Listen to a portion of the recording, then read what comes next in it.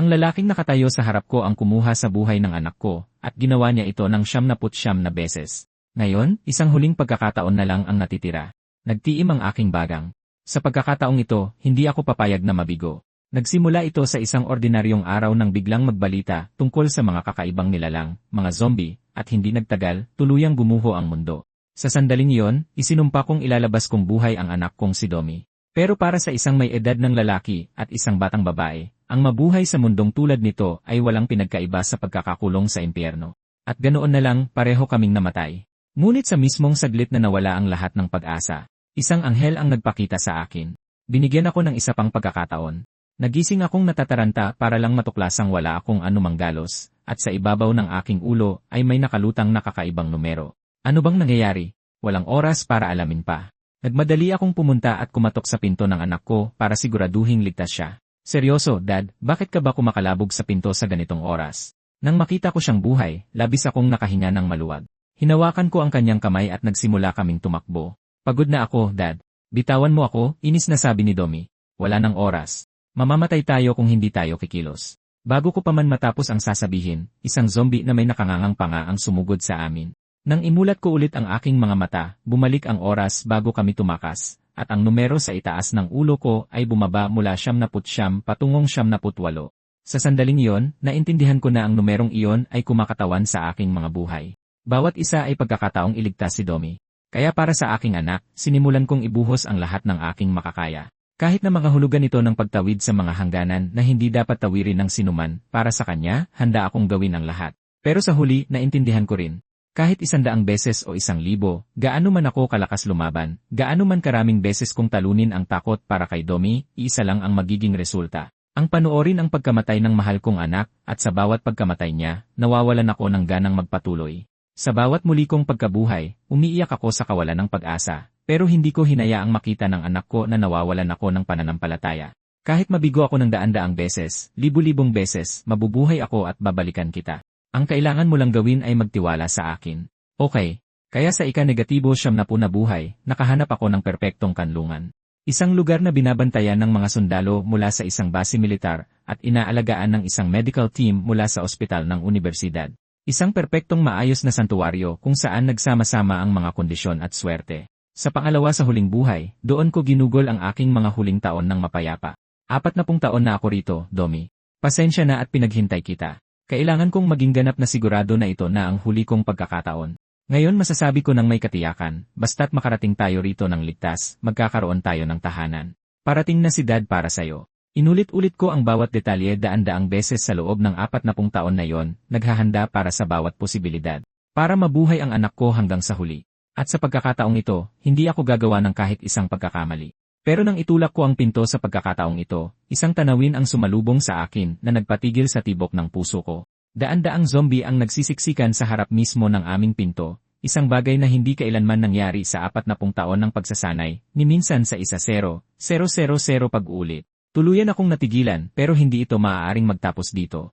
Itinulak ko ang anak ko sa likuran ko at binaliwala ang kanyang mga iyak, mag-isa kong sinalo ang lahat ng kagat ng kawan.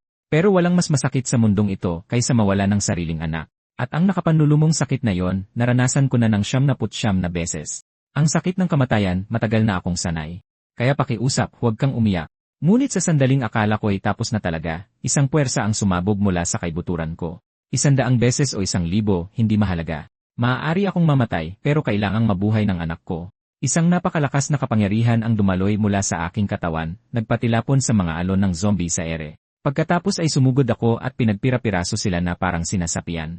Kahit ninatngat nila ako, kumagat din ako pabalik ng walang pag-aalinlangan. Matapos ang isang malupit at napakasakit na labanan at impeksyon, sumailalim sa malaking pagbabago ang aking katawan. Isang titig na parang sa isang halimaw ay sapat na para patigilin ang bawat zombie sa kanilang kinatatayuan. 100 kabiguan na nakatatak sa aking mga buto, at ngayon sa wakas, isang sinag ng bukang liwayway. Huwag kang mag-alala, Domi. Kahit hindi na ako tao, poprotektahan kita hanggang sa huling sandali.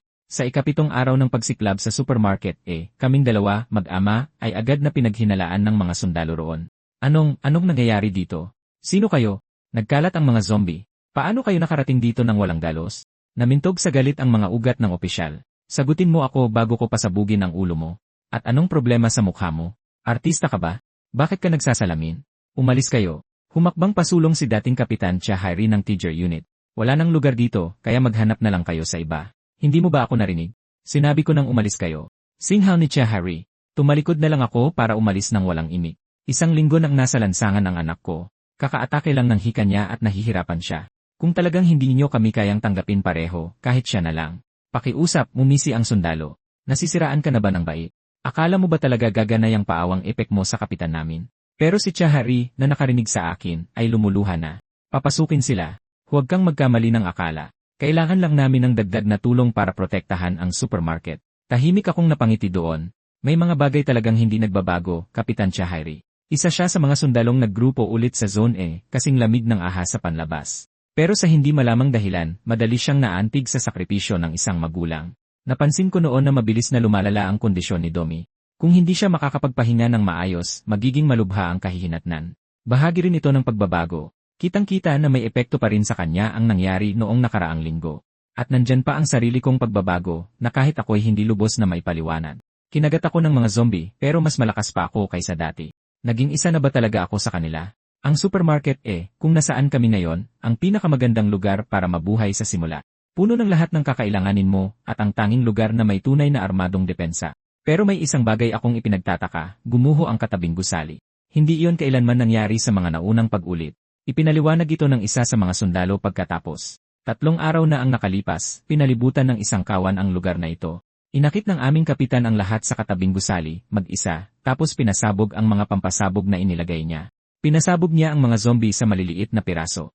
Siguradong pasabog silang lahat doon, at kung may nakaligtas man, nakakulong sila at walang daan palabas. Sa sandaling yon, biglang dumilim ang ekspresyon ko. Para saan ang hitsurang yan?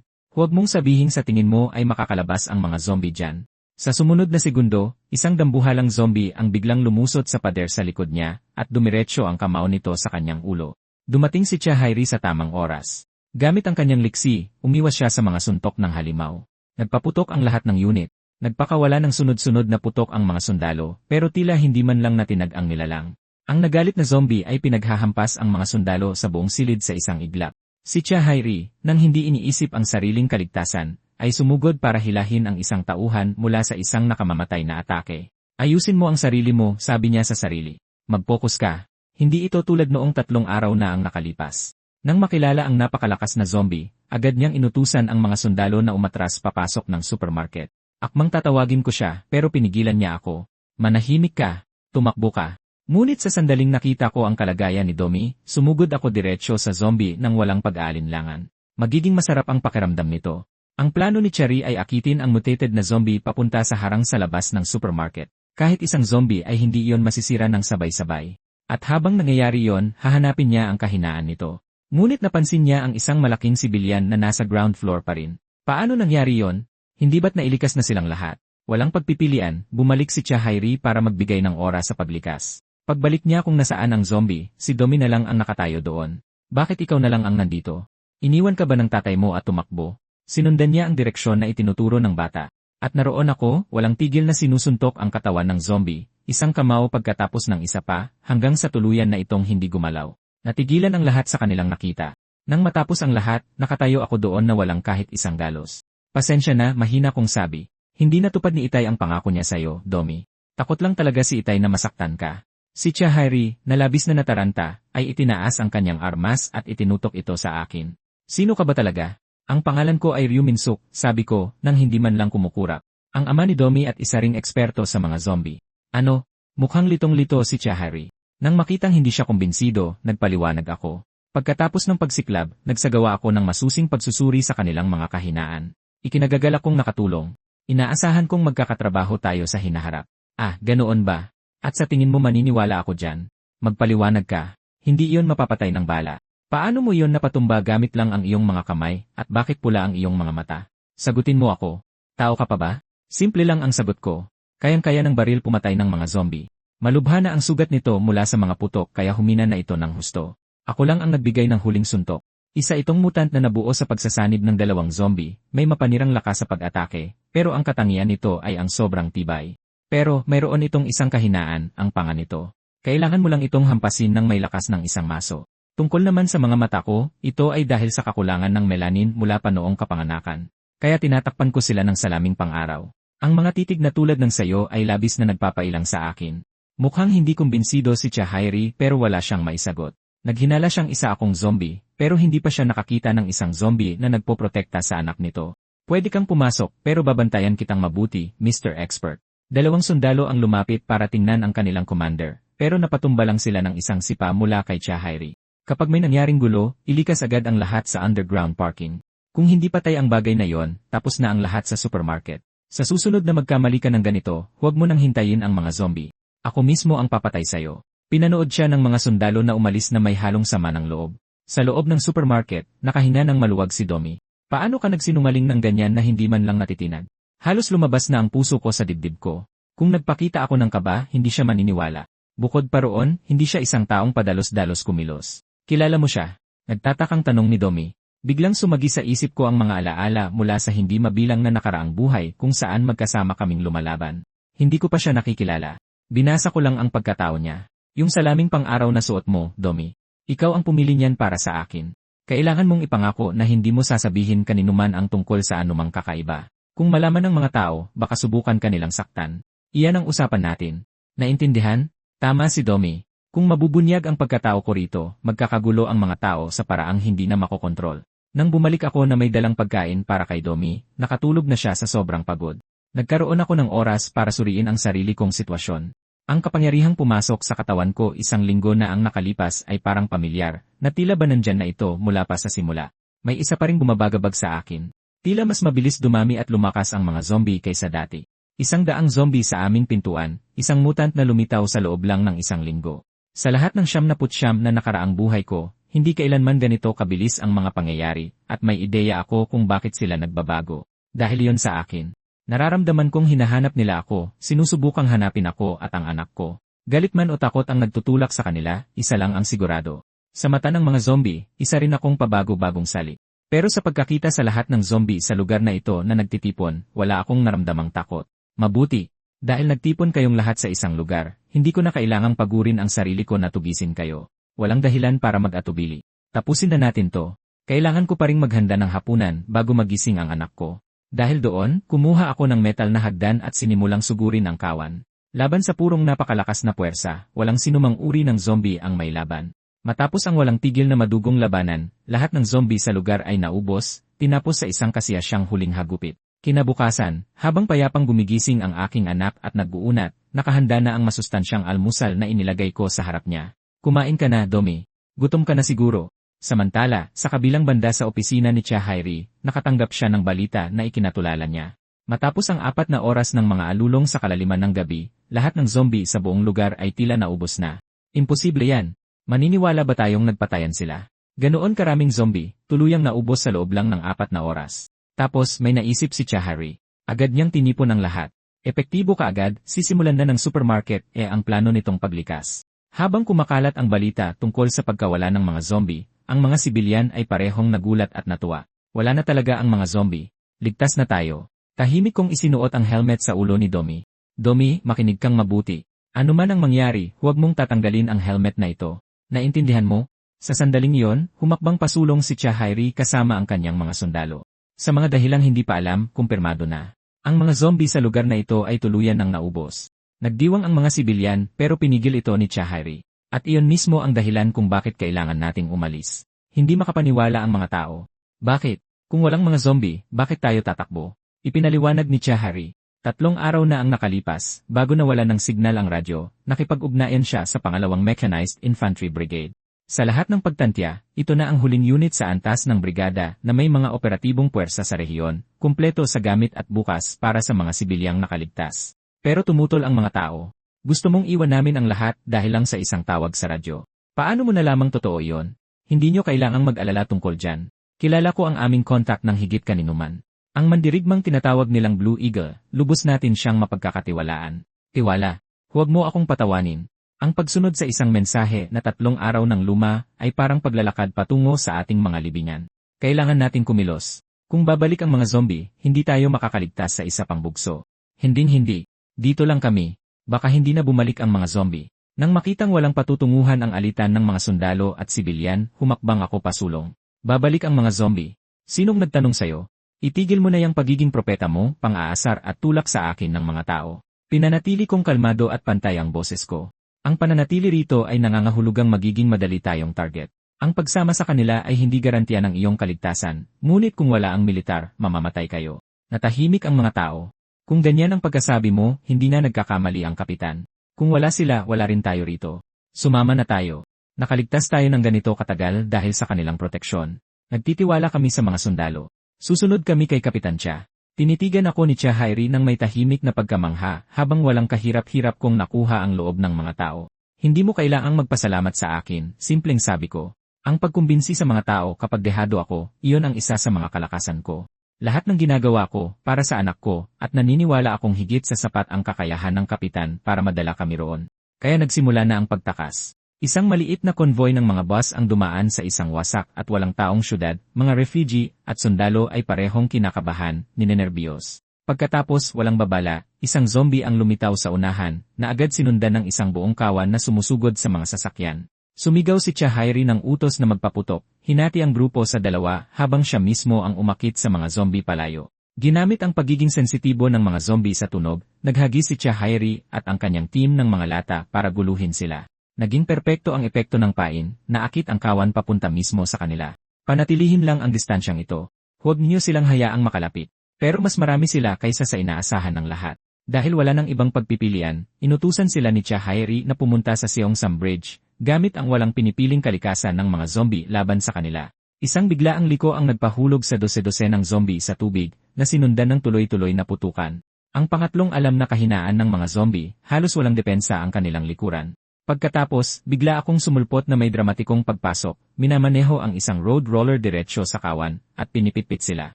Sinubukan pang lumaban ng mga walang takot na zombie, pero laban sa 10-10 toneladang gumugulong na bakal, walang kwenta ang kanilang pagtatangka. Sa kabilang dulo ng konvoy, tahimik na nakaupo si Dongmi, mabigat ang isip sa pag-aalala. Naalala niya ang tanong na itinanong niya sa akin hindi pa katagalan. Dad, bakit ikaw pa ang kailangang umalis? Dahil walang ibang makakagawa ng kaya kong gawin. Nandito lang ako sa tabi mo. Huwag kang mag-alala. Pero paano kung malaman ng mga sundalo ang sikreto mo? Sinabi ko sa kanya na huwag mag-alala. Nandoon lang ako para tumulong. At sa sandaling iyon, pinanood niya ang aking hindi mapigilang anyo na may nanlalaking mata sa pagkamangha. Ilang ligaw na zombie ang lumitaw sa gilid ng daan, sinusubukang harangan ang aming landas. Nadurog sila sa ilalim ng roller sa isang iglap, tuluyang nawasak. Ang pambihirang init ng araw matapos ang apocalypse ay tumama sa convoy at nagtagumpay kami. Nakarating kami sa ikalawang Mechanized Infantry Brigade. Matagal na nabuhay ang unit na ito sa nakaraang buhay dahil sa matatag na pamumuno, isa sa mga pangunahing himpilan sa daan patungong city at nakarating kami dito sa loob lamang ng 8 araw, mas mabilis kaysa sa anumang naunang pagsubok. Gayunpaman, hindi ko maaaring ibaba ang aking depensa. Ang paglakas ay hindi dahilan para maging padalos-dalos. Kung magkamali ako, maaaring mapahamak ulit si Domi. Ang galing nyo, Mr. Expert. Hindi mapigilan ng mga sundalo ang pagpuri sa aking pagmamaneho. Sa totoo lang, hindi ako gaanong masaya na makipaglaban kasama ka, pero iniligtas mo ang aming buhay. Kahit ang seryosong si Cha Hairi ay nag-alok ng tahimik na pasasalamat. Noon din may lumabas para salubungin sila. Inaasahan na namin kayo, Kapitan Cha Hairi. Ito si Lieutenant Lee In-hee, Company Commander ng Infantry Brigade. Naabisuhan ako ngayon. Sinabi sa akin ni Colonel Chan na sa galing ninyo, makakarating kayo bago magtakip silim. Sinabi rin niya na may darating na isang matigas ang ulo at maingay na babaeng sundalo. Kung gayon, nasaan ang kolonel? Halos hindi napigilan ni Chari ang kanyang galit. Nasa likod na gate siya. May nakitang zombie. Ano? Hindi makapaniwala si Cha Hairi. Personal na lumabas si Colonel Cha para asikasuhin ito. Hindi. Hindi iyan masyadong tama. Tama? Sa bagay. Tumatanda na siya.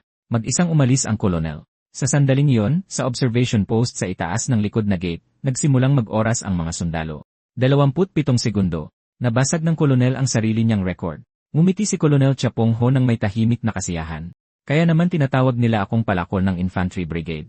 Napakasarap sa pakiramdam ng paghampas na yon. Gaya ng inaasahan, ito nga ang Brigade Commander na si Blue Eagle, si Colonel Chapong Ho, nakatayo na may hawak na palakol, bumabaka sa kanya ang otoridad. Sir, baka pwedeng baril na lang sa susunod, at nandito rin naman kami. Malaking problema kapag nakagat kayo. Malakas na tumawa ang kolonel. Ako? Makakagat ng ganito lang? Nagbibiro ka ba? Sa level ko, isang tingin lang ay sapat na para mabasa ang kanilang kakayahan sa pakikipaglaban. At ano naman daw ang magagawa para sa akin ng kakayahan mo sa pakikipaglaban? Sa totoo lang, katawa-tawa. Aray, lahat ay masakit. Hindi nga sila nagkakamali kapag sinasabi nilang humahabol ang edad.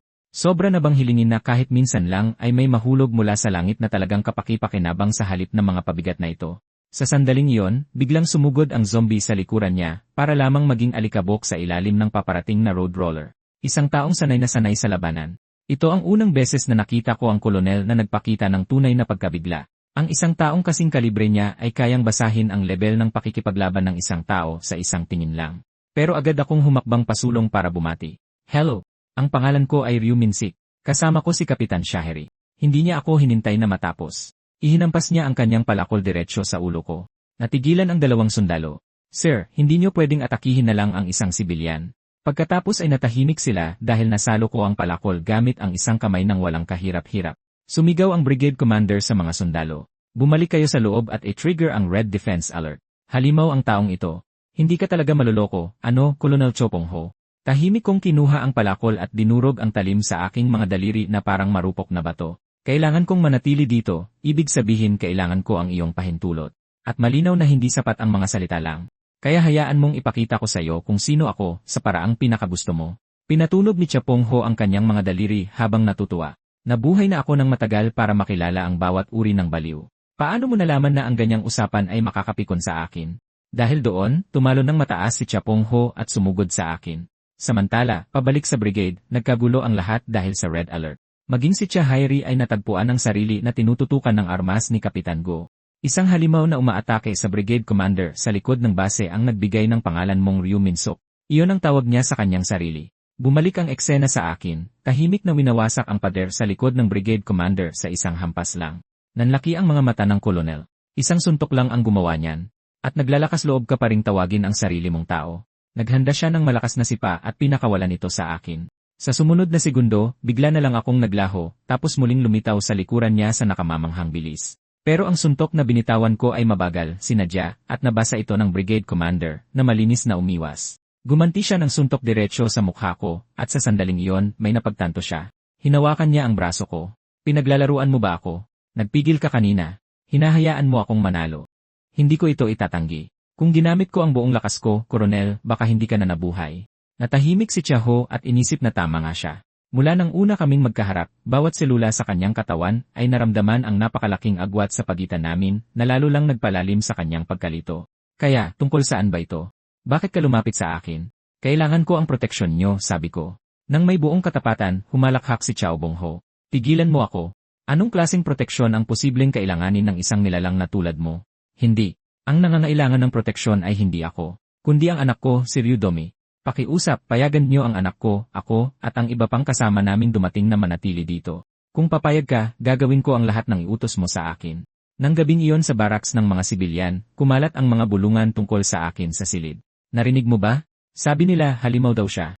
Inisip ko nang may kakaiba sa kanya noong nasa supermarket pa tayo. Pula ang mga mata niya, tulad ng sa mga zombie. Isa ba talaga siya sa kanila? Isang mapanganib na taong tulad mo. Bakit naman kita pagkakatiwalaan? Hamon ng brigade commander. Ngunit ako mismo ang kusang nagpaihiwalay. Kung hindi mo ako mapagkakatiwalaan, ikulong mo ako. Ihiwalay sa lahat, gaano man katagal, papatunayan ko ito. Hindi ako mapanganib. Sakto noon, isang maliit na mukha ang sumilip sa bintana ng kulungan. Dumating si Domi para bisitahin ang kanyang ama. Domi, ayos ka lang ba? Sabi niya, mababait daw sa kanya ang mga sundalo. Inalis na ang alerto at pinayagan siyang pumunta. Masyado lang kasing kulob sa shelter. Pasensya na, sabi ko sa kanya. Nangako akong hindi ako gagawa ng kahit anong padalos-dalos, tapos sinira ko na naman ang pangakong iyon, Domi. Siguro binigo na naman kita. Inabot ni Domi ang bintana at marahang binatukan ang ulo ko. Kung wala ka, imposibleng makarating kaming lahat dito ng ligtas. Kaya itaas mo ang noo mo kahit ano pa ang sabihin ng iba. Naniniwala ako sa iyo, pa. Gumaan ang pakiramdam ko dahil sa mga sinabi niya. Kailangan ko nang umalis. 10:00 ang roll call. Mapapagalitan ako kapag na-late ako. Good night, pa. Pero nang tumalikod siya at lumakad palayo, puno na ng tahimik at malumanay na luha ang kanyang mga mata. Ilang sandali pa, binuksan ng isang sundalo ang pinto. Ginoong Ryu Minsuk, pinapatawag ka ng brigade commander. Lumipat ang eksena kay Brigade Commander Chapong Ho na nakaturo sa isang mapa. 20 minuto ang nakalipas, nakadetect ang mga acoustic sensor ng maraming signal ng survivor sa loob ng gumuho na istasyon ng subway, kasama ang isang hindi matukoy na kakaibang frequency. Ang ating tactical priority ay mabilis na pagkilos. Masyadong maraming puwersa ang magpapabagal lang sa atin. Kaya magpapadala ako ng isang peeling team. Ang team na yon ay ako. At ikaw, Ryu Min-suk. Sabi mo gagawin mo ang lahat para sa anak mo. Heto na ang pagkakataon mo. Dahil doon, pinutol ko ang mga tanikalang bakal sa aking mga pulso ng walang kahirap-hirap. Kailan tayo alis? Sa loob ng istasyon ng subway, nasa desperadong kalagayan ang mga natrap na sibilyan. Isang bata ng isang babae ang patuloy na sumisigaw, Daddy. Pagkatapos ay isang nakakasakal at mabigat na presensya ang bumaba mula sa itaas. Namataan sila ng mga zombie sa kisem. Sa sandaling iyon, bago pa man makasugod ang mga zombie sa lupa, isang sasakyang militar ang bumangga at nagpatilapon sa kanila. Ngumisi sa akin ang brigade commander ng may pagmamalaki. Sabihin mo sa akin na mas maganda ang sasakyan ko kaysa sa road roller mo. Ang road roller ay may lakas pero wala namang mobility. At para sa ginagawa natin ngayon, bilis ang pinakamahalaga. Dahil ang misyon na ito ay may dalawang seryosong variables. Una, gumuho ang pasukan at nakaharang ang mga riles ng subway. At pangalawa, ang mas kritikal. Ang hindi kilalang nilalang na ito ay nakakulong sa isang saradong lugar kasama ang mga survivor, ibig sabihin bawat segundo ay mahalaga. Dadaan tayo sa ventilation shaft, ilabas agad ang mga survivor. Bawat isa sa kanila. Walang maiiwan. Maliwanag. At pagkatapos ay kinontra ko iyon. Mabibigo ang misyon. Nagbabago ang tiyempo sa bawat pagkakataon, pero laging nangyayari ang pagguho ng subway na ito. Lagi kayong nakakaisip ng pinakamagandang plano, Koronel. Pero sa bawat isang pagkakataon, walang ni isang taong nailigtas. Lumipat ang eksena sa ina ng bata, nakabitin patiwarik sa isang sapot, kasama ang iba pang survivor. Ano to? Sumigaw siya sa pagkalito, isinisigaw ang pangalan ng kanyang anak. Habang marahas na nagpupumiglas, naputol niya ang sapot. At isa-isa, ang iba ay bumagsak mula sa sapot kasama niya, habang ang ina ay desperadong hinahanap pa rin ang kanyang anak. Pagkatapos, mula sa isang lugar sa itaas sa sapot, ang tsismosang babae na nagmamasid sa lahat ay nagsimulang mamilipit sa nakakadiring paraan. Binuksan niya ang isang nakakatakot na bunganga at nilamon ng buo ang isang lalaki. Isang zombie. Lahat ay nagsigawan at nagtakbuhan. Paano nagkaroon ng zombie dito? Takbo. Paulit-ulit pa ring tinawag ng babae ang pangalan ng kanyang anak. Hanggang sa narinig niya ito, isang maliit na boses. Daddy. Galing sa ilalim ng lupa, tumakbo siya patungo sa tunog, papasok sa dilim. Parating na ako, anak. Hintayin mo ako. Pero pagdating niya sa ibaba, natigilan siya sa nakita. Isang halimaw na zombie na hugis sanggol ang umisi sa kanya na may mga ngiping basang-basa sa dugo. Daddy, tawag ng zombie. Hindi. Hindi ito maaaring maging totoo. Panaginip lang ito. Isang masamang panaginip. Pagkatapos, sa isang iglap, isang sasakyang nag-aapoy ang bumangga at tumagos sa pader ng istasyon ng subway. Dahil sa pagsabog, tumalsik pa atras ang zombie. Sinabi ko sa brigade commander, hindi ubra rito ang mga karaniwang taktika. Isang bagay na hindi pangkaraniwan lang ang gagana. Ang uri ng zombie na ito ay tinatawag na Flayed Walker, isang mataas na antas ng spider-type na zombie na pinapatulog ang biktima nitong tao bago sila tugisin at ginagaya ang anyong tao para akitin ang mga biktima nito. Ang kasuklam-suklam na nilalang ay nagpakawala ng sapot papunta sa akin. Sinuntok ko ng diretsyo ang mukha nito.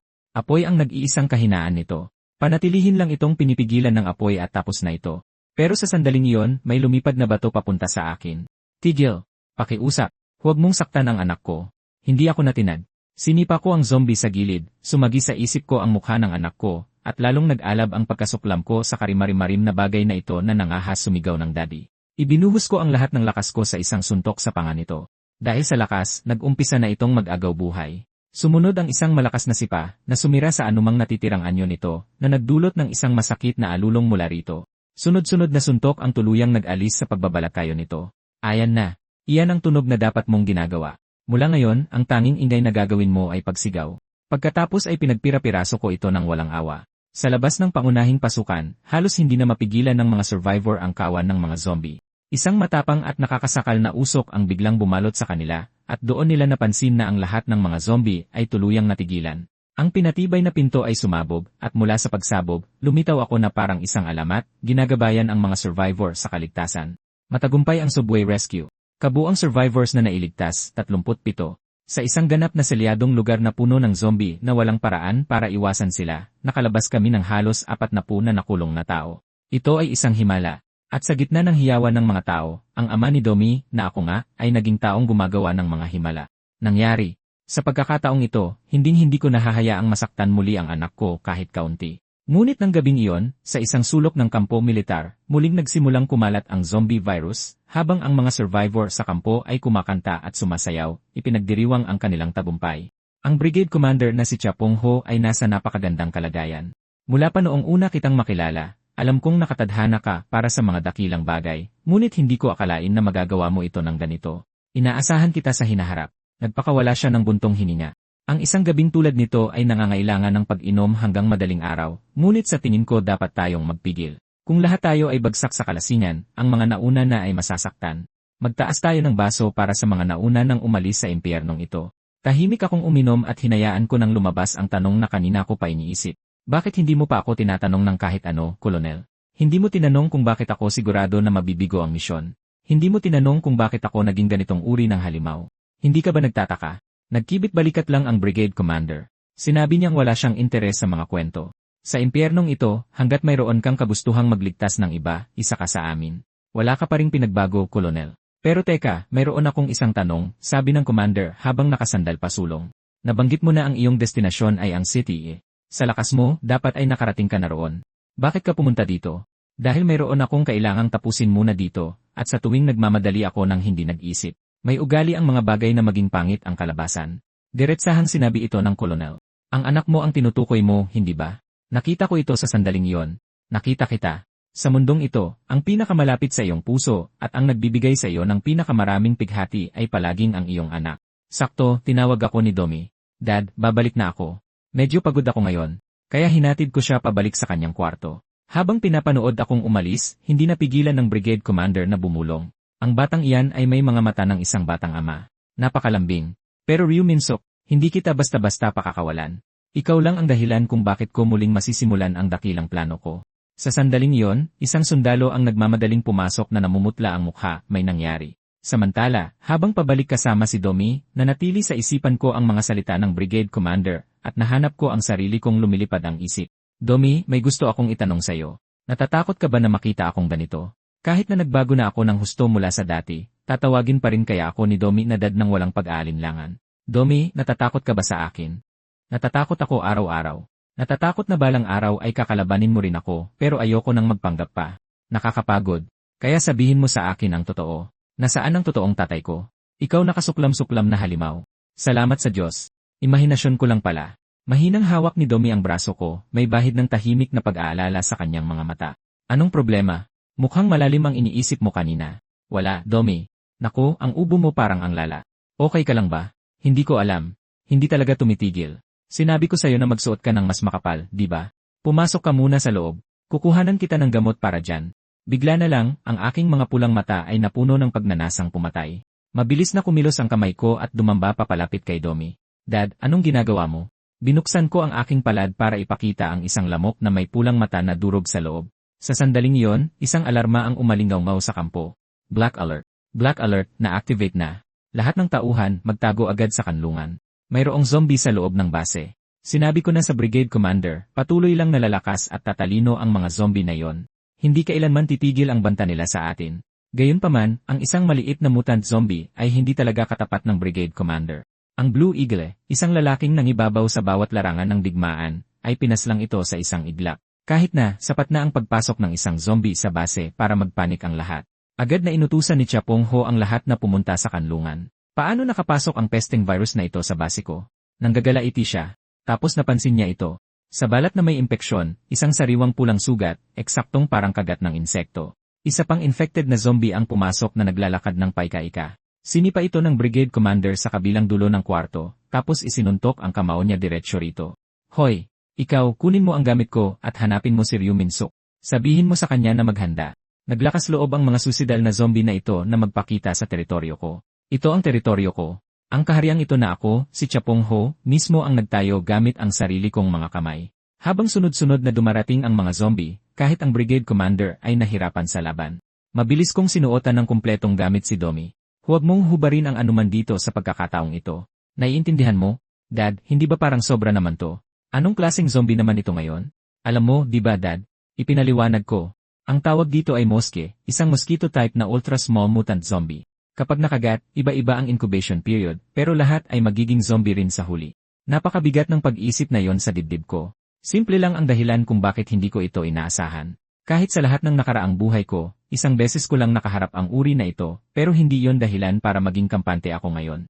Kung may mangyari kay Domi, matatapos na ang lahat. Patuloy na darating ang mga moske, pero sila ay pangalawang banta lamang. Nang mabalitaan ni Chahairi na insekto ang mga zombie, lubos siyang nagulat. Pero nang marinig niyang iyon ang pagsusuri ng kanyang eksperto, tinakpan niya ang sarili ng belo at hindi na nagtanong pa. Lumingon siya at nag-utos, takpan ang bawat pulgada ng nakalabas na balat, pagkatapos ay sumali agad sa internal suppression operation. Isang bantay sa base ang nagulat, may kakaibang zombie sa labas, kamukhang-kamukha ng isang higanteng palaka. Pagkatapos ay biglang ibinuka ng malapad ng nilalang na palaka ang bibig nito, at libu-libong lamok na may pulang mata ang bumuhos na parang isang kawan, sobrang kapal at lawak na halos natakpan na nila ang kalangitan. Kaautos pa lang sana ni Chahairi sa lahat na pumasok sa mga gusali nang makita niya akong kumilos. Ilang sandali kanina, nang tinulak ako ng isang sundalo para umalis, sinagot ko siya ng pabalang. Sibil lang ako. Kayo ang mga sundalo. Hindi ko na ulitin. Dito lang ako. Tahimik na isinuot ni Domi ang sombrero ko. Huwag kang mag-alala. Sa ngayon, hindi lang lamok ang hindi makakagalaw sa akin. Kahit leon ay hindi kaya. Gusto kong mabuhay ang lahat dito, pero wala akong magagawa. Pero dad, kaya mo. Nag-iba ang eksena. Itinaas ko ang isang flamethrower, kinalabit ang gatilyo, at isang rumaragasang apoy ang tumupok sa buong kawan hanggang maging abo. Ang nilalang na palaka ay napaatras sa takot, tapos lumundag, desperadong tumakas. Walang pag-aalinlangan, tumalon ako mula sa Thor at sumama kay Chahairi sa paghabol. Kinumpirma niya ang target. Iyan ang nagdulot ng gulo sa buong base natin, di ba? Alam mo rin kung paano patay nito. Di ba? Sabi ko nang walang bahid ng pagdududa. Kung gayon, asikasuhin mo muna yan at ihanda mo ang sarili mo pagkatapos. Mayroon akong isang listahan ng mga tanong na inipon ko para sa'yo. Kung susubukan mong magsinungaling sa akin, hindi ko ito papalagpasin. Umatras naman ang palaka papasok sa isang kuweba. Sa loob, nagtatago ang isang high-level na mutant zombie na may kakayahang kopyahin ang sarili nitong mga subsidiary organism at paramihin ang kanilang bilang ng walang hanggan, ang Stryd. Bilang host nito, karaniwan itong nagtatago sa madidilim at mamasa-masang lugar, halos imposibleng mahanap hanggang ngayon. Habang patuloy na naglalabas ang moske ng sunod-sunod na alon ng mga mutated na lamok na sinusubukang makalusot, nakatayo si Chahairi sa labasan dala ang kanyang flamethrower, sinasara na ang bawat daan palabas. Hindi sila binibigyan kahit isang siwang. Alam na alam ko kung ano ang nagpapaging delikado sa zombie na ito. Walang katapusan ang pagdami nito. Patayin mo ang host at kaya siyang buhayin ng mga subsidiary organism. Ang symbiotic na relasyon ay nangangahulugang kahit napatayin ang host, hindi ito sapat hanggat may natitirang isang subsidiary. Pero simple lang naman ang solusyon. Ikulong sila at patuloy na pumatay hanggang sa tuluyang huminto ang pagdami. At sa totoo lang, hindi sapat na ubusin ang mga ito sa isang mabilisang atake para maibsan ang dalit ko. Sumugod ako at ibinuhos ang sarili sa gitna ng gulo. Napuno ang kuweba ng mga tunog ng nagwawalang sigaw. Hindi makapaniwalang nakatingin si Chahairi. Anong ginagawa ng baliw na yan sa loob? Ryusuk, ilang araw na ang nakalipas nang marinig niyang gusto akong kunin ng brigade commander bilang suporta, ganoon din ang ekspresyon niya. Pero seryosong-seryoso ang brigade commander tungkol dito. Hindi mo pa rin ba naiintindihan? Si Ryu Min-suk ay hindi lang ang sagot para sa base natin. Siya ang sagot para sa buong sangkatauhan. Kinabukasan, habang sinisikatan ng araw ang mga guho na puno ng alikabok sa pasukan ng kuweba, isang kamay na basang-basa sa dugo ang biglang sumulpot mula sa mga debris. Pagkatapos ng 18 oras ng brutal at walang tigil na pagpatay, ang Stryd at ang 720,000 nitong subsidiary organism ay ganap ng naubos. Samantala, napabagsak ng brigade commander ang mahigit 100 mutant zombie gamit lamang ang kanyang mga kamay. Dahil doon, lahat ng sibilyan ay ligtas na nailikas. Medyo tinamaan sa daan, naging delikado. Hindi na talaga ako tulad ng dati. Tapos tinanong ako ng brigade commander, saan nagpunta si Minsek? Napatay ba niya ang zombie na katawang palaka? At nang makita nila akong bumabalik, matagumpay. Ang sagot para sa sangkatauhan na sinabi ng brigade commander ay nagkaroon ng panibagong kahulugan para kay Chahairi. Kinabukasan, kumuha si Chahairi ng soda at hinanap ako. Nakita siyang pabalik-balik, inensayo kung anong tono ang gagamitin sa pag-abot nito, at sa huli na pagpasyahan na hindi niya talaga kayang gawin ito ng natural. Yuh! Nababaliw na ako. Paano ko gagawing mukhang kaswal ito? Sige na nga. Babatiin ko na lang siya. Si Minseok naman talaga ang nagligtas sa base natin. Sa kabutihang palad, nakita niya akong kausap na ang brigade commander. Sakto. Dahil tatlo kami, hindi magiging awkward. Iabot ko lang sa kanya at aalis na ako. Iyon ang plano hanggang sa narinig niya ang sinasabi ko. Seryoso ako sa sinabi ko. Ngayong gabi, aalis na kami ni Domi. Halatang nasaktan ang brigade commander. Alam ko namang papunta ka sa city at hindi kita mapipigilan. Pero bakit biglaan? Kung may lumitaw na mas malala pa sa Stryd ngayon, tapos na ang buong base na ito, hindi ka ba pwedeng manatili ng kaunti pa hanggang sa lumakas tayo? Agad ko itong tinanggihan. Bakit ko naman gagawin yan? Bakit ko naman pagdadaanan ang lahat ng yan para sa mga tao rito? Mabuhay man sila o mamatay, wala akong pakialam. Tumigas ang ekspresyon ni Chahairi. Seryoso ka ba? Seryosong seryoso. Ang tanging taong mahalaga sa akin ay si Domi. Kung anong mangyari sa inyong lahat ay wala akong pakialam. Umalis si Chahairi nang walang kibo. Nangyari ang lahat gaya ng inaasahan ko. Sinadya kong sabihin yon para marinig niya. Sa mga naunang buhay sa ruta ng supermarket, paminsan-minsan nangyayari ang ganito. Habang mas tumatagal na magkasama kaming lumalaban ni Chihiro sa bingit ng kamatayan, mas lalo siyang napapalapit sa akin, at kailangan ko iyong putulin agad bago pa lumala. Iyon lang ang tanging paraan para manatili siyang ligtas. Nang marinig ang sinabi ko, hinimok ako ng Brigade Commander na pag-isipan itong muli. Mag-isip kang mabuti bago ka kumilos. Ryu Min-seok, sa kasalukuyang sitwasyon, sigurado ka ba talagang ligtas ang city? Bakit hindi ka manatili rito at tulungan akong gawin ang lugar na ito na pinakamatibay na kanlungan? Ito ay isang alok na nakakatukso. Kung kaming dalawa, hindi ito imposible pero wala akong sapat na oras. Sa nakaraang buhay, lumitaw ang Strayed sa ika-10 taon.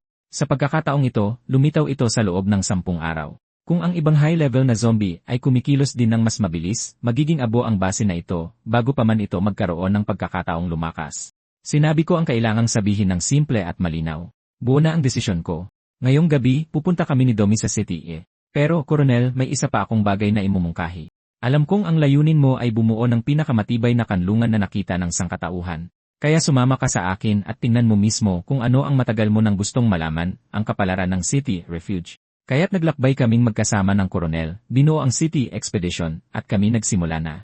Ang zombie sa unahan ay may balat na sobrang kapal at siksik na kaya nitong makaligtas sa direktang tama ng kidlat. Ipinaliwanag ko sa Coronel, ang isang ito ay tinatawag na Biscaix, isang slug-type na high-level na mutant zombie. Ang natatanging katangian nito, ito'y makamandag. Bawat bahagi ng katawan nito ay may nakamamatay na lason. Isang dampi lang ay maaaring ikamatay mo. Gayunpaman, panggabi ito. Kapag nalantad sa ultraviolet light, ang lason na inilalabas nito sa balat ay tumitigas, na lubhang nagpapabagal sa liksi nito. Kapag nangyari iyon, kailangan mo lang putulin ang nakausling bukol sa ibabaw ng ulo nito para tapusin ito. Dahil doon, kinumpirma ng Coronel na walang buhay na nilalang sa malapit na lugar at nag-utos ng pahinga. Ang impormasyon ay nagsimula ng usapan sa pagitan ng dalawang sundalo. Habang pinapanood ko siya, lalo siyang nagiging kakaiba. Paano nalaman ng Ryu Min-seok na ito ang napakaraming bagay tungkol sa mga zombie? Eksperto siya, di ba? O, ano ngayon? Dahil ba eksperto siya, ibig sabihin na una siyang dumaan sa outbreak kaysa sa atin at sumasang-ayon ang Brigade Commander sa mga kalokohan niya gayong kinakapos na tayo sa bala.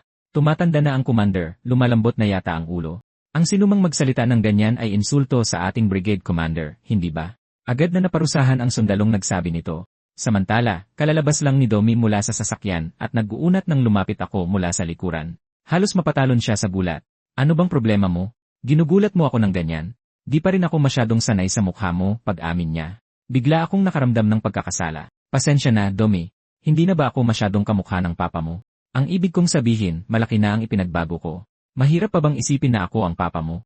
Salamat at tinatawag mo pa rin akong papa. Habang sinasabi ko ito, hindi ko matiis kung gaano ito kagulo pakinggan. Pero matagal nang bumabagabag sa akin ang tanong na ito, kaya hindi ko ito masabi ng malakas dahil ang totoo, takot na takot ako sa kung ano ang maaaring sabihin ni Domi. Pagkatapos ay itinuro niya ang aking mga mata. Ganoon pa rin sila. Namumula rin ba ng ganito ang mga mata ko dati? Ano? Hindi. Hindi ang kulay, sabi ni Domi habang nag-iisip. Mula noong araw na nagpaalam tayo kay Mama hanggang ngayon, ganoon pa rin palagi ang tingin sa mga mata ni Papa. Yung tingin na yon, na para bang naniniwala kang ikaw ang pinakakaawa-awang tao sa mundo, palaging daladala ang bigat ng konsensya para sa akin sa iyong mga mata. Sa totoo lang, sa tuwing nakikita ko ang tingin na yan sa'yo, medyo nababaliw ako. Ang pinakakaawa-awang tao sa mundong ito ay ikaw, Papa, hindi ako. 2 linggo na ang nakalipas, isang araw, may pumasok sa pinto na mukhang galing sa digmaan, at nakita ko ulit ang tingin na yon. Sa mundong ito, ang tanging taong titingin sa akin nang may ganoong kabaitan ay ikaw lang, Papa. Lumipat ang tagpo sa sumunod na araw. Harap-harapan sa zombie ngayon, na bumagal dahil sa tumitigas na lason sa katawan nito, simpleng iniutos ng Coronel ang isang matinding pag-atake. Habang paumbol sa sakit ang zombie, tumapak ako sa likod nito at lumundag sa ere. Hawak ang 2 talim, ibinaba ko ang mga ito gamit ang buong lakas ko at hinati ito sa 2. Ang sundalong nagrereklamo kahapon lang ay hindi makapaniwala sa kanyang nakikita. Imposible yan. At simpleng tinapik lang siya sa ulo ng Brigade Commander. Naiintindihan ko ang pag-aalinlangan mo kay Ryu Min-seok, pero sa kasamaang palad, wala ka ng karapatang pagdudahan siya. Sa impyernong ito, ang tanging magagawa natin ay magtiwala sa lalaking iyon. Sa ika-negatibo 70 kong buhay, inabot ng Marso ang paglalakbay patungong City ngunit sa ika-100 kong buhay na ito. 14 na araw lamang matapos magsimula ang outbreak, nakarating kami sa city na aming pinapangarap. Punong himpilan ng pambansang militar, karamihan sa mga lungsod ay bumagsak na, ngunit ang city lamang ang nanatiling nakatayo. Hindi lamang nila tiniis ang 3 araw na sunod-sunod na pag-atake, matagumpay din nilang naipagtanggol ang kanilang sarili. At pagdating namin, lahat kami ay natigilan. Kahit na ang koronel, na nakakita na ng lahat, ay nakatayo doon na nakanganga. Minsok, itong city mo ay malayong-malayo sa inakala ko. Mas maganda pa ito kaysa sa anumang inilarawan ko sa isip. Ngayon naiintindihan ko na kung bakit city ang iniisip mo sa lahat ng oras. Lampas ito sa lahat ng inaasahan ko. Isang lungsod na ganito pa rin kabuo, sa totoo lang, kumakabog ang dibdib ko sa pagtingin pa lang dito. Ngunit ang sarili kong ekspresyon ay madilim at mahigpit na nakabantay. Mayroong talagang mali dito. Sa aking alaala, pagkatapos ng outbreak, lahat ng lungsod sa buong bansa ay bumagsak ng walang pag-aalinlangan, kasama na ang city. Pagkatapos ay nagsimulang lumaban ang city, at unti-unting pinalawak ang teritoryo nito. Nang matagumpay akong makarating, nagawa nilang mapanatili ang 3 distrito. Pero sa ngayon, mas marami pa roon ang hawak nila. At sa 14 na araw pa lang na lumipas, lubos itong nakakabagabag. May sumisigaw sa loob ko, ang instinct ng 100 beses na muling pagsilang ay bumubulong ng babala. Mabilis kong hinawakan ang braso ni Domi. Domi, makinig ka sa akin. Mula sa sandaling ito, hindi ka alis sa tabi ko. Kahit isang segundo. Naiintindihan mo?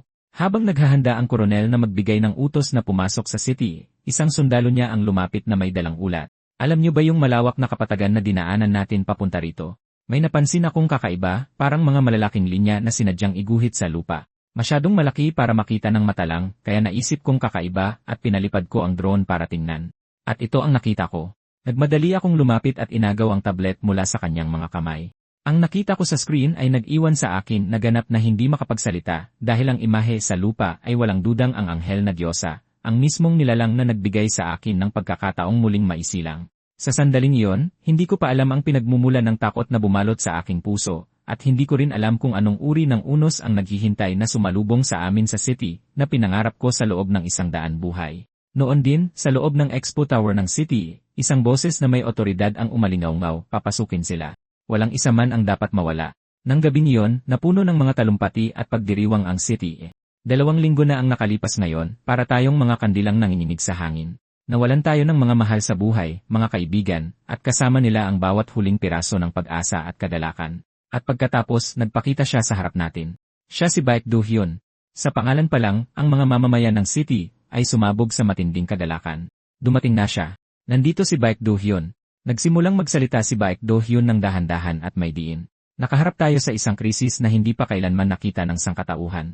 Hindi lang ito krisis natin. Ito ay para sa buong sangkatauhan, pero nakaligtas tayo.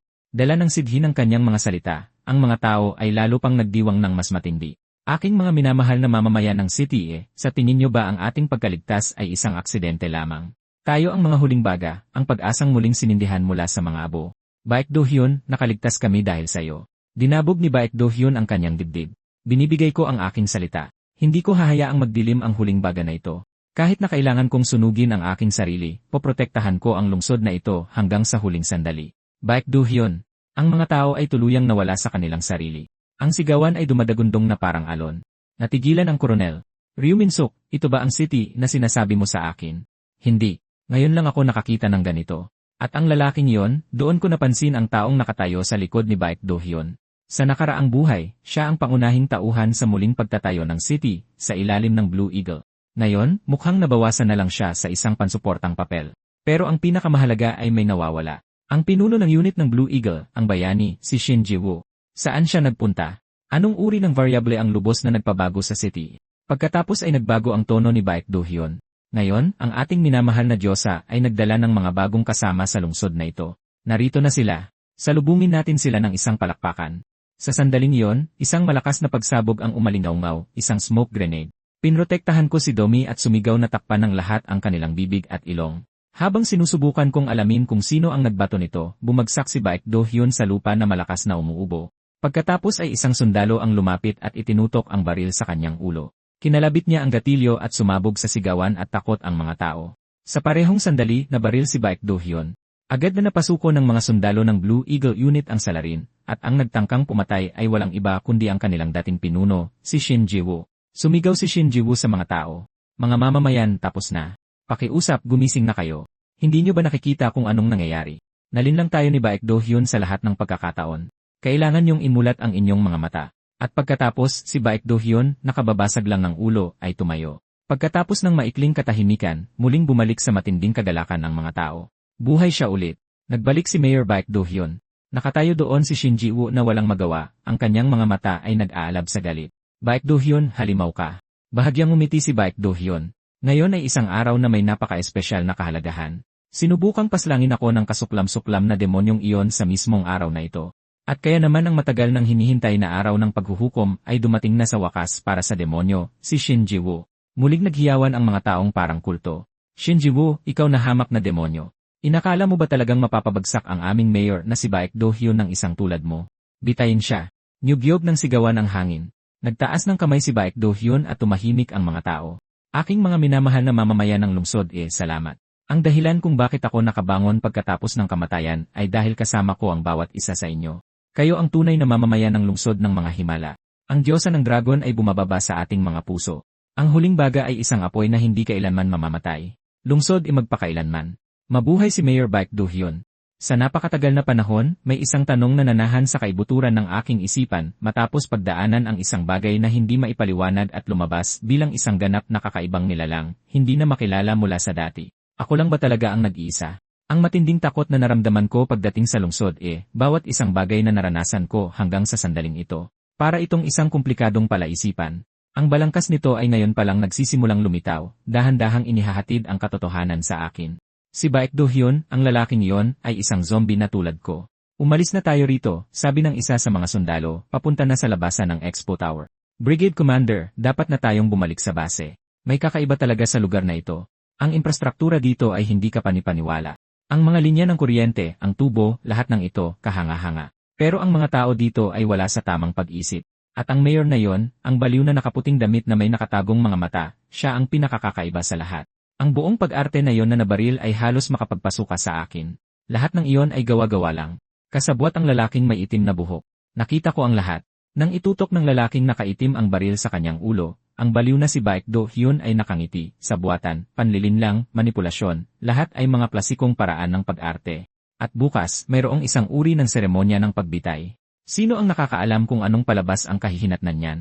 Sa anumang paraan, mas mabuti pang hindi tayo masangkot dyan.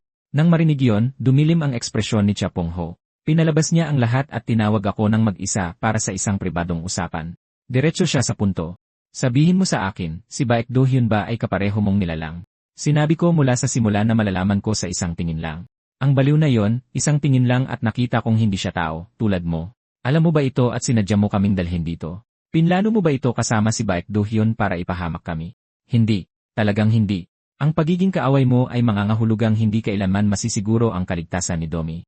Si Baek Do-hyun ay isang variable din para sa akin tulad ng sayo. Tumayo si Cha Pong-ho dahil doon. Kung gayon, nakarating na ako sa aking konklusyon. Tara na. Balik sa base. May tiwala ako sa aking binuo, pero habang tumatagal tayo sa malayo, mas lalo akong nag-aalala. Hindi maikakaila na kahanga-hanga ang infrastruktura ng lungsod at ang pangarap ko ay palaging ibalik ang sangkatauhan. Upang maibalik ang bansang ito, ang lugar na ito ay mas angkop kaysa sa iba pang lugar upang maging unang lungsod ng muling pagbangon ng sangkatauhan. Pero ang lungsod na nakatayo sa harap natin ngayon, na nababalot sa ganitong uri ng panatikong kapaligiran, ay hindi na maisasalba, at iyon ay tunay na isang kahihiyan. Gaya ng sabi ng sundalo, habang tumatagal tayo, mas lalo tayong mapapasok sa bulo. Bumalik na tayo. Sumang-ayon ako ng walang pag-aalinlangan. Kinabukasan, nagpakita ako tulad ng plano sa Expo Science Park kung saan nakabase si Baek Do-hyun. Kamusta? Ang pangalan ko ay Ryu Min-suk. Gusto kong bisitahin ang mayor kaya pumunta ako rito. Agad na hinarangan ng dalawang sundalo ang aking daan. Pasensya na pero hindi ka namin maaaring padaanin. Pakiusap bumalik ka sa iyong itinalagang silid. Maaaring hindi mo alam pero hindi tumatanggap ng bisita si Mayor Baek Do-hyun. Kung gayon, maaari mo bang iparating ang isang mensahe para sa akin? Kung maririnig niya ito, gugustuhin niya akong makita. Wala akong duda dyan. Mahinang dumating ang boses ni Baek Do-hyun. Sige, mamamayan Ryu Min-suk. Ano ang gusto mong sabihin sa akin? Narinig mo na, at dahil narinig mo kaya mo ako pinapasok, hindi ba? Noong nakaraang gabi, binalaan ko ang Brigade Commander. Sang-ayon ako sa pag-alis, pero hindi nila tayo hahayaang umalis ng tahimik. Ang lugar na ito ay parang isang malaking kulto, na nangangahulugang magiging napakabayolente ng kanilang reaksyon sa sinumang susubukang umalis. Alam ko kung gaano nagiging marahas ang mga ganitong grupo kapag nasusukol. Kung umabot sa ganoon, maaari tayong masaktan ng malubha. Maaaring may mamatay pa sa atin. At kung si Baek Do-hyun ay kapareho kong nilalang, ang aking mismong pag-iral ay labis na makapagpapabagabag sa kanya. Ang ekspresyon ni Baek Do-hyun sa harap ko ay nagdidilim sa galit. Sabihin mo ulit, linawin mo. Sumagot ako ng walang bahid ng pagkabalisa. Ako ay tulad mo, isang pinili ng Diyosa. Kaya sinasabi mong isa kang kinatawan tulad ko, Baek Do-hyun? Bahagya akong ngumiti. Tama. Ganoon ba? Sumugod si Baek Do-hyun at ibinagsak ang kanyang kamay sa tuktok ng aking ulo. Ang kapal ng mukha mo. Sino ka sa akala mo para ikumpara ang sarili mo sa akin? Sige na. Hayaan mong makita ko mismo kung ikaw ba ay tunay na pinili ng Diyosa o isa lang na tuso at kasuklam-suklam na demonyo. Noong nakaraang gabi, mula sa kaibuturan ng madilim na subconscious ni Baek Do-hyun, isang matalim at masangsang na amoy ang umabot sa kanya. Dahil hindi pa niya ito naamoy kailanman, lumingon siya, puno ng pagtataka, at napansin ang isang makinang na anyo na nakatayo sa likuran niya. Anong pangalan mo? Ang hindi kaaya-ayang amoy na nagmula sa iyo kahapon. Ganoon pa rin kalakas ngayon. Balak ko sanang tawagin ang grupo ninyo at tanungin ka tungkol dito, pero hindi ko inaasahan na ikaw pa ang unang hahanap sa akin. Sino ka sa akala mo na naglakas loob na ikumpara ang sarili mo sa akin? Pagkatapos ay sumabog ang isang napakalakas na puwersa na nagpilit sa kanyang umatras. Tumingin siya sa ibaba at nakitang ang sarili niyang mga daliri ay nabuhol-buhol at ang aking mga mata ay nag-aapoy na pula na parang galing sa kabilang buhay. Si Baek Do-hyun na nakaramdam ng tunay na banta sa unang pagkakataon ay sumugod sa akin sa galit. Nagbanggaan ng dalawang dambuhalang puwersa at yumanig ang buong silid. Dumating na tumatakbo si Deputy Mayor Kim Sang-jung dahil sa ingay. Ipinaliwanag ng gwardiya, may malaking kaguluhan sa loob ng opisina at hindi sumasagot sa mga tawag si Mayor Baek Do-hyun. Kung ganoon, anong tinatayo-tayo niyo dyan? Buksan niyo ang pinto at tingnan niyo siya. Kung may mangyari sa Mayor, kaya niyo bang panagutan? Pero sir, sinabi sa amin ng Mayor na huwag papasok sa anumang pagkakataon. Sabi niya may mahalaga siyang pag-uusapan kasama ang mamamayang si Ryu Min-suk. Sa loob ng opisina, naglaban kami hanggang sa tabla, parehong duguan. Si Baek Do-hyun ay paulit-ulit na napaurong dahil sa lakas ng mga pagsabog, at sa wakas ay nagseryosong tindig. Ryu Min-suk, sa tingin ko kailangan ko nang aminin. Kahit paano, hindi katulad ni Shin Ji-woo, isang taong puro salita lang. Pero kahit na pareho tayo, hindi ko pa rin matanggap ang mga salitang iyon. Hayaan mong gumawa ako ng eksepsyon at ipakita sa iyo kung gaano talaga kalakas ang basbas na ipinagkaloob sa akin ng Diyosa. Ngunit sa eksaktong sandaling iyon, ang Deputy Mayor, na walang kamalay-malay sa bigat ng mga pangyayari, ay itinulak ang pinto at pumasok. Mayor, ayos lang po ba kayo?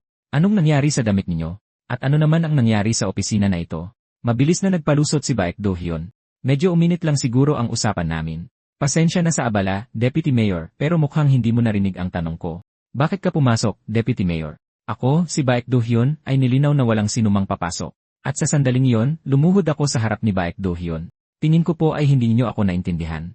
Nang sinabi kong pareho tayo kanina, hindi ko sinusubukang ikumpara ang sarili ko sa inyo. Sinasabi ko iyon bilang magkapatid na kapwa binyayaan ng Diyosa. Nais ko pong maglingkod sa inyo, Mayor Baek. Noong nakaraang gabi, tinutulan ng Brigade Commander ang plano ko. Gusto mong magustuhan ka ni Baek Do-hyun? Plano mo bang lumuhod din sa harap niya, tulad ng ginawa mo sa akin? Kung iyan ang kailangan, wala akong problema dyan. Narinig ko na gusto ng mga makapangyarihan ang ganyang pagpapakumbaba. At ang makuha ang pabor ni Baek Do-hyun ang tanging paraan para makalabas tayo sa city nang walang gulo. Isang nilalang na sapat ang lakas para maging banta sa iyo na nangangako ng katapatan. Iyan ay isang alok na walang sinumang tatanggihan. Pero hindi na tinag si Baek Do-hyun. Nililinlang mo ako. Gusto mong makuha ang pabor ko, makuha ang tiwala ko, protektahan ang mga tao mo, at pagkatapos ay sasaksakin ako sa likod. Talaga bang inakala mo na ang isang palpak na kasinungalingan na tulad niyan ay maloloko ako, si Baek Do-hyun? Bahagya akong napangiti. At ano naman kung ganoon nga? Anong pakialam kung nagsisinungaling ako sa'yo? Kung traidorin kita, mabibigo rin ako sa huli. Pinaghihinalaan mo na ako at ang lakas mo ay higit sa akin. Ang pinakamahalaga sa akin ay ang kaligtasan ng mga taong kasama ko rito. Hindi ako gagawa ng anumang bagay na maglalagay sa kanila sa panganib. Kaya sabihin mo sa akin, sa tingin mo pa rin ba nagsisinungaling ako? Nag-iisang piniling kinatawan. Dahan-dahang napangiti si Baek Do-hyun. Habang pinakikinggan kita, lalo kitang nagugustuhan sa kakaibang paraan. Kung gayon, tatanggapin ka ni Baek Do-hyun, mamamayan. Proprotektahan ang iyong mga kasama, at gagawa ako ng espesyal na eksepsyon para payagan kang maglingkod sa tabi ko. Nagkataon naman, kabubukas lang ng posisyon ng Deputy Mayor. Para sa kaligtasan ng aking anak, handa akong maglingkod sa ilalim ng utos ng isang zombie, ngunit para makuha ang kanyang tiwala, kailangan kong pumasa sa isang pagsubok. At ang pagsubok na iyon ay ang pagsunog ng buhay sa bayaning si Shin Ji-woo sa harap ng lahat. Sa plaza, sumisigaw ang mga tao, patayin siya. Patayin siya. Sa gitna ng plaza, nakahanda na ang siga at ang bilanggo ay itinaas na. Humarap si Domi sa brigade commander. Saan po nagpunta si tatay? Kahit ilang beses akong magtanong, walang sumasagot sa akin. May nangyari po ba? Nagtiimbagang ang brigade commander at tahimik na inutusan ang isa sa kanyang mga tauhan na dalhin si Domi sa lugar na hindi kita. Pagkatapos, sa ilalim ng malakas na hiyawan ng mga tao, nagsimula ang seremonya ng pagbitay. Dahan-dahan at sinasadyang nagsalita si Mayor Baek Do-hyun. Bago ang pagbitay, mayroon akong masamang balita na dapat kong ibahagi sa lahat. Ang kasuklam-suklam na demonyong si Shin Ji-woo ay nagtangkang tumakas kaninang umaga, at sa kanyang pagtakas, walang awang pinaslang ang ating deputy mayor na si Kim Sang-joong. Isang bugso ng galit ang sumabog mula sa mga tao. Napakasama niyang halimaw. Nagkunwaring nagdadalamhati si Baek Do-hyun. Kasalanan ko dahil nabigo akong protektahan ang deputy mayor. Nagdurusa ang puso ko mula pa kaninang umaga. Ngunit ang Diyosang nakakaalam ng lahat ay nagpadala sa atin ng isang taong karapat-dapat na pumalit sa posisyon ng ating bagong deputy mayor. At ngayon, tatayo siya sa aking tabi habang sabay nating parurusahan ang tusong demonyo. Ang pangalan niya ay Ryu Min-suk. Ang dahilan kung bakit ako nakatayo roon na may hawak na sulo ay dahil ito ang pagsubok na inihanda sa akin ni Baek Do-hyun. Gusto niya na ako, bilang deputy mayor, ang personal na pumatay sa demonyo. Tadhana ng mga nakatanggap ng basbas ang pumatay ng mga demonyo. Tanggapin mo ang tadhanang iyon at tatanggapin kita. Nang makita ng mga tao na itinaas ko ang sulo, sumabog sila sa nagwawalang hiyawan. Nakatayo si Colonel Chapong Ho sa isang tabi. Ang mukha ay kasing dilim ng papalapit na bagyo. Noong gabi bago yon, hindi siya mapakali. Ano? Gusto ng baliw na yon na pumatay ka ng tao ngayong gabi. Tama na. Aalis tayo ngayong gabi. Pero pinigilan ko siya. Hindi tayo pwedeng umalis. Hanggat nananatili si Baek Do-hyun sa city masyadong mapanganib ang umalis ng ganoon. Ang pagpunta sa city ang masangkot sa lahat ng ito, kasalanan ko yon. Pagdating sa pagprotekta kay Domi, wala akong pakialam sa anumang moralidad. Bumuhos ang apoy at sinindihan ang bunton ng kahoy sa ibaba. Tiniis ng taong nakatali sa itaas ang nakakapasong init. Nagdiwang ang mga tao, lasing sa panonood ng kanilang demonyong nasusunog, pagkatapos ay lumundag si Mayor Baek Do-hyun sa aking tabi. Sa ngalan ng piniling kinatawan ng Diyosa, ipinahahayag ko. Mula sa sandaling ito, Ryu Min-suk, ikaw ay nanumpa ng katapatan kay Baek Do-hyun. Tinatanggap mo ba? Tinatanggap ko. Mga mamamayan, magalak tayo para sa ating bagong deputy mayor, si Ryu Min-suk. Isang panibagong bugso ng malakas na hiyawan ang umalingaw-ngaw sa karamihan, nilunod kahit ang mga sigaw ng paghihirap mula sa apoy. Ang eksena ay lumipat pagkatapos ng seremonya. 3 sundalo ang naghatid sa bagong deputy mayor pabalik sa kanyang silid. Sa loob, naghihintay na si Chapong Ho at ang iba pa. Ngunit nang tanggalin ng deputy mayor ang kanyang hood, isang hindi pamilyar na mukha ang lumitaw. Ikinagagalak kong makilala kayo. Ako si Shin Ji-woo, kapitan ng Blue Eagle Unit, Jeong Joint Command Headquarters. Ganap na natahimik ang silid. Napailing na lang ang brigade commander. Talagang wala sa katinuan ang taong iyon. Lahat iyon ay bahagi ng plano ko. Para kay Domi, wala akong pakialam sa mga moral na linya. Ngunit sa pagkakataong ito, hindi ko na kinailangang labagin ang mga iyon. Ngayong gabi, makukuha ko ang tiwala ni Baek Do-hyun habang sabay na isinasagawa ang pagpapalit, ililigtas si Shin Ji-woo mula sa apoy. At ang planong ito, ako lang ang makakagawa. Kinabukasan, dumating ako para sa seremonya ng inaugurasyon ng Deputy Mayor. Paumanhin, Mayor Baek Do-hyun. Nahuli ako. Ngumiti si Baek Do-hyun. May intindihan. Pagkatapos ng lahat ng nangyari kagabi, sigurado akong hindi ka nakatulog ng maayos. Kahit ako ay malinaw pa ring nakikita ang lahat kapag inaalala ko ang nangyari kagabi. Ang katotohanang pinuksa mo ang demonyo nang walang pag-aalinlangan ay talagang nakakapanatag. Pero sa susunod, subukan mong huwag mahuli. Ako, si Baek Do-hyun, ay hindi mahilig sa mga asong hindi nakikinig sa kanilang amo. Malinaw ba? Tumango na lang ako. Idinagdag ni Baek Do-hyun, nga pala, malinis na malinis ang pagkakasunog ni Shin Ji-woo. Bagamat may maliit na piraso ng labi na natira, mukhang kanang braso. Ang hindi niya alam ay ako ang binitay sa apoy kagabi. Noong nakaraang gabi, ipinahayag ni Shin Ji-woo ang kanyang pagsisisi. Akala ko na ihanda ko na ang sarili ko sa isip. Pero sa pagkakita sa iyo ng ganito, hindi ko pa rin matanggap, Ginoong Ryu Min-suk. Nagkibit balikat lang ako. Nahuli ako sa pagpunta sa iyo. Hindi naging madali ang paghahanap sa iyo nang hindi nakikita. Muling nagpasalamat sa akin si Shin Ji-woo. Sa anumang paraan, kung hindi dahil sa iyo, matagal na akong patay. Ito'y isang planong minadali pero naging epektibo naman. Doon, inilabas ni Shin Ji-woo ang isang bagay na bumabagabag sa kanya. Ang pagkakaroon ni Baek Do-hyun sa harap ko at kailangan pa ring pigilan ang galit, iyon ay isang pagdurusa. Pero pagkatapos ng lahat ng nangyari, may isang bagay akong natitiyak. Hindi ko kayang patayin si Baek Do-hyun sa sarili kong mga kamay. At may isa pa akong bagay na natitiyak. Ginoong Ryu Min-suk, hindi ko naintindihan. Bakit ko naman gugustuhin patayin siya? Ako na ang deputy mayor ngayon. Wala akong dahilan para gawin yon. At pakiusap, huwag mo akong intindihin ng mali. Ang tanging dahilan kung bakit kita iniligtas ay dahil may kakayahan akong gawin ito. Kung wala, hahayaan kitang mamatay ng walang pag-aalinlangan. Bukod pa riyan, talagang interesado ako. Bakit mo gustong mamatay si Baek Do-hyun? Aaminin ko, brutal ang kanyang pagkatao. Pero pinanatili niyang buo ang lungsod hindi ba? Ginoong Shin Ji-woo, sa tingin mo ba ay may gagawin kang naiba? Dahil doon, hinampas ni Shin Ji-woo ang kanyang kamao sa mesa. May ideya ka ba sa ginawa ni Baek Do-hyun sa lugar na ito? At sinasabi mo yan, mula kahapon hanggang ngayon, may nakita ka bang kahit isang mamamayan sa labas ng kalye? Ang huling pag-asa, ang hindi namamatay na baga, ang lungsod ng mga himala. Naging sigaw ang boses ni Shin Ji-woo. Hindi ko alam ang lahat, pero ang mga mamamayan ay kinukulong sa loob ng kanilang mga bahay. Lumalabas lang sila para sa mga rally na parang mga papet na hinihila ng tali, at palagi nilang kinakanta ang parehong kanta, na lalaki ang mga mata, paulit-ulit. CJ, aaminin ko, pinanatili niya ang lungsod na ito sa pamamagitan ng lakas na hindi kayang unawain ng isipan. May panahon pa nga na inisip ko na baka siya ang magliligtas sa ating bansa. Bahagya akong napangiti doon. Parang may kilala akong ganyan. Nagpatuloy si Shin Ji-woo. Bago ang lahat ng ito, sabay naming pinrotektahan ni Baek Do-hyun ang lungsod pero may mali na sa simula pa lang. Saan man kami makabawi ng teritoryo, halos walang nakaligtas. Pagkatapos isang araw, habang hinahanap ang lugar ng bundok Mibang, natagpuan ng aking grupo ang isang abandonadong bodega. At sa loob ng bodegang iyon, nahanap namin ang katotohanan. Mga biktimang sibilyan na nakabitin sa ere. Si Baek Do-hyun, halos walang saplot, halos hindi na tao, ay kumakain sa kanila. Nang makita niya kami, nagsimula siyang tumawa, isang tawang baliw at hindi mapigilan.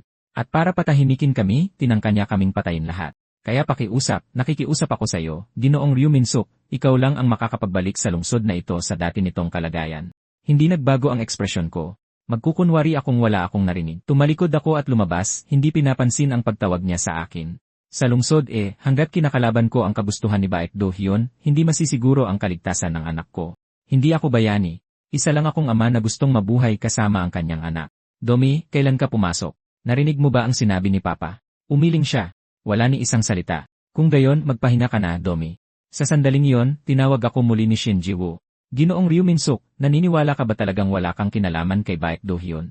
Bawat mamamayan sa lungsod ay kinakailangang dumalo sa mga rally ni Baek Do-hyun. Wala ka bang napansin na kakaiba?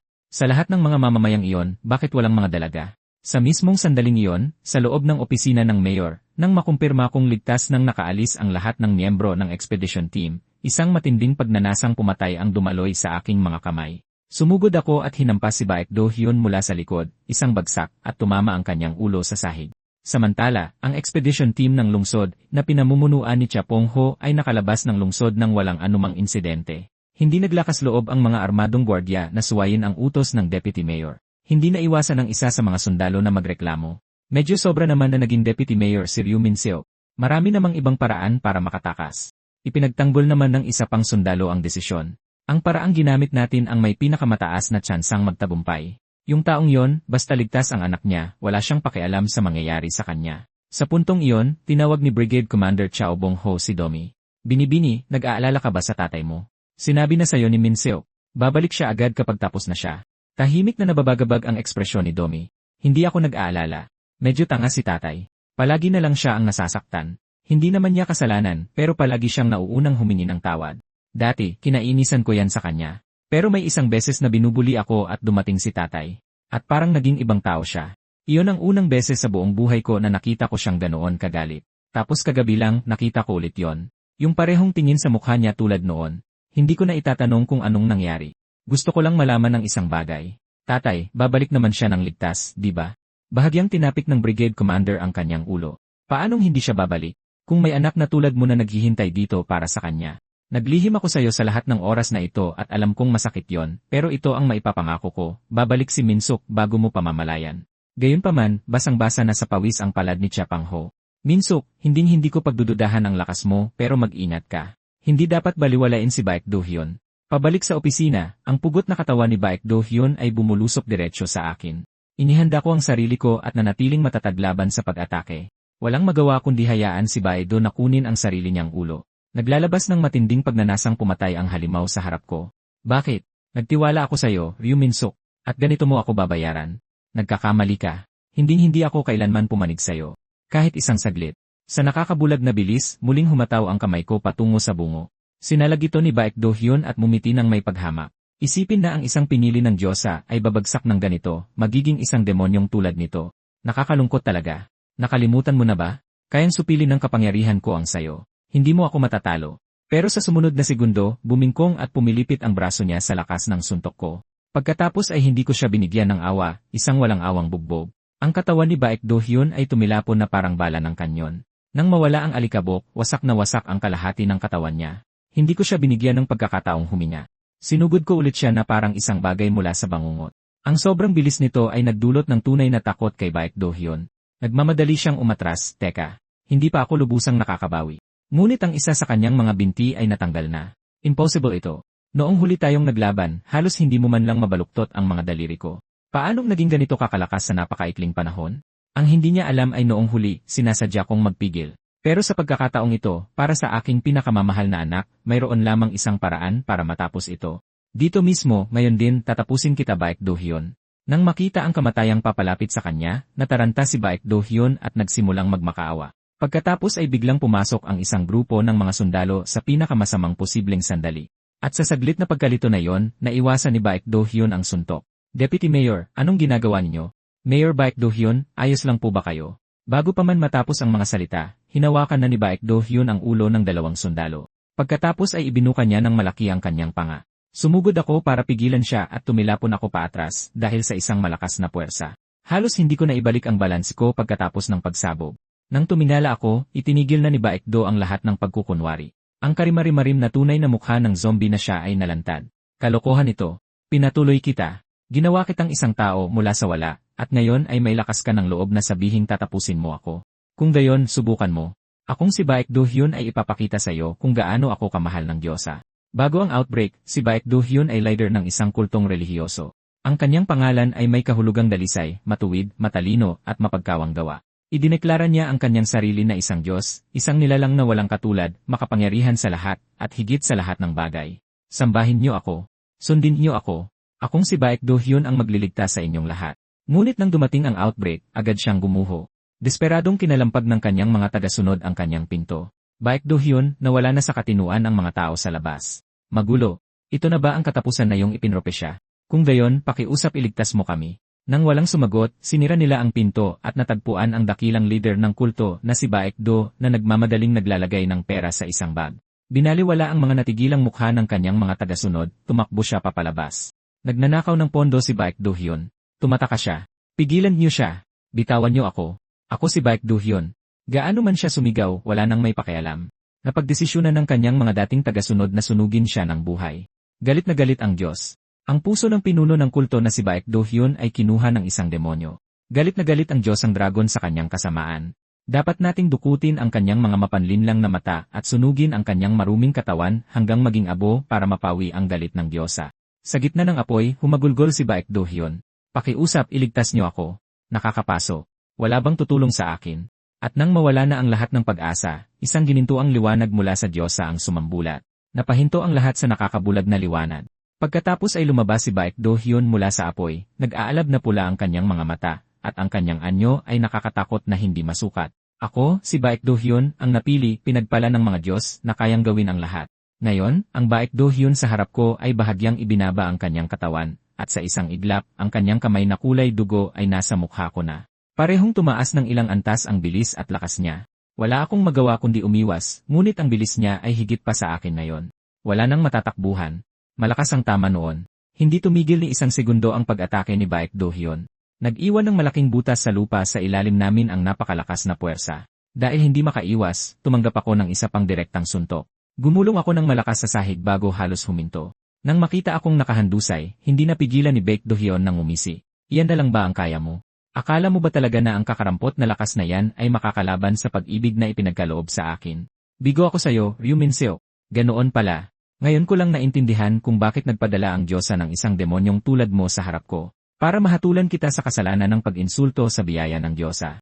Dahil sa akin lang nagtitiwala ang Diyosa, si Baek Do-hyun, ang dakilang Diyosang dragon. Patawarin mo sana ang aking kamangmangan sa pagkaunawa nito ngayon lang. Pahihirapan ko ang tusong demonyong iyon at ang kanyang anak na kadugo hanggang sa magmakaawa sila para sa kamatayan. Dahil doon, sumugod siya sa akin para ibigay ang huling suntok, pero hindi ako natakot. Lahat ng ito ay eksakto sa aking pinlano. Sa sumunod na segundo, isang nakakasilaw na puting liwanag ang sumiklab mula sa tuktok ng gusali. Inactivate ni Jin Ji-woo ang mga ilaw ayon sa tamang oras. Anim na malalaking floodlight ang direktang tumama sa mukha ni Baekdo, at agad na bumagsak si Baekdo Hyun sa lupa, lubos na natalo. Photopic disturbance, sabi ko ng marahan. Dahil sa congenital o acquired na pinsala sa optic nerve, ang apektadong individual ay nakikita lamang ang mga balangkas ng gumagalaw na bagay sa pamamagitan ng kanilang paningin. Bagaman mas matalas ang kanilang light sensitivity kaysa sa normal na tao, mas mabagal ng ilang beses ang kanilang kakayahang maibalik ang kanilang paningin.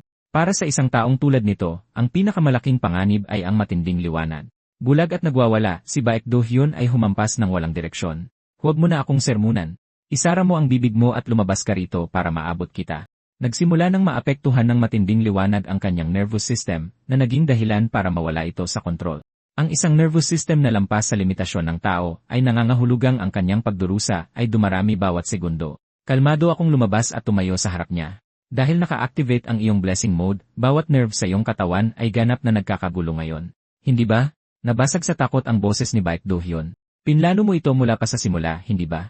Nagkunwaring sinusubukan mo ang lakas mo laban sa akin para galitin ako, para gisingin ko ang katawang ito, pagkatapos ay nagpanggap na hindi mo ako matatalo para dalhin ako dito. Lahat ng bahagi nito ay plano mo mula pa sa simula. Kinumpirma ko ito ng walang pag-aalinlangan. Ang lakas at bilis mo ay parehong mas mataas sa akin. Mukhang nakatanggap ka nga ng pambihirang pagmamahal, pero ang hindi mo alam, kumpara sa kapangyarihang nagmumula sa pagtanggap ng pag-ibig, mas malaki ang kapangyarihang nagmumula sa pagsisikap na protektahan ang pag-ibig. At kaya, gamit ang isang set ng brass knuckles sa aking mga kamao, binugbog ko si Baekdo Hyun ng todo. Ang lalaking nagdulot ng hindi mabilang na pagdurusa ay dinurog hanggang magkapira-piraso. Hindi na kayang mag-regenerate ni Baekdo Hyun. Pagkatapos ng 3.5 oras na labanan, tapos na ito. Nakatayo si Shin Ji-woo na nakatingin sa mga wasak, ang kanyang mga taon ng kalungkutan ay sa wakas ay napawi. Baekdo Hyun, hindi ko akalain na mabubuhay pa ako para makita kang nakahandusay ng ganyan. Talagang hindi ka panipaniwala, Ginoong Ryu Min-seo. Nagpakumbaba lang ako. Lahat ng ito ay salamat sa intelligence work ni Kapitan Shin Ji-woo. Hindi. Kahit na wala na siyang paningin at wala sa kontrol ang kanyang mga ugat, hindi sana ganoon kadaling mapabagsak si Baekdo Hyun. Ang tanging dahilan kung bakit ka nanalo ay dahil mas malakas ka lang sa kanya. Pagkatapos, nang akala naming tapos na at handa nang umalis. Umalinggaw ang boses ng Diyosa sa loob ng mga labi ni Baekdo Rise, at kasabay ng puso at mga durog na labi na marahas na bumabalik sa buhay. Isang halimaw na zombie na kahawig ng isang malaking alupihan ang sumulpot mula sa lupa. Napatingin si Shin Ji-woo nang hindi makapaniwala. Buhay pa si Baekdo Hyun. Hindi ko pa nakita ang anyong ito dati. Isang tingin lang ang kailangan ko. Ito ay isang tardigrade type na high-level mutant zombie. Ang tardigrade talagang hindi ka panipaniwala. Ang tunay na anyo ni Baekdo Hyun ay isang high-level mutant zombie pala.